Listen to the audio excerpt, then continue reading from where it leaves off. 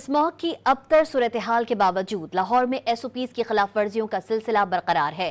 ضلع انتظامیہ نے انسداد اسموگ مہم کے دوران انڈور ڈائننگ پر 23 ریسٹورنٹ سیل کیے۔ تحصیل علامہ اقبال زون میں 7 ریسٹورنٹس شام 4 بجے کے بعد انڈور ڈائننگ پر سیل کیے گئے۔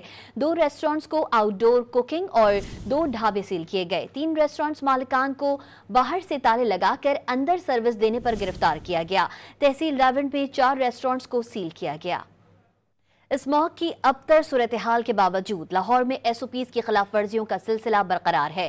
ضلع انتظامیہ نے انسداد اسموگ مہم کے دوران انڈور ڈائننگ پر 23 ریسٹورنٹ سیل کیے۔ تحصیل علامہ اقبال زون میں 7 ریسٹورنٹس شام 4 بجے کے بعد انڈور ڈائننگ پر سیل کیے گئے۔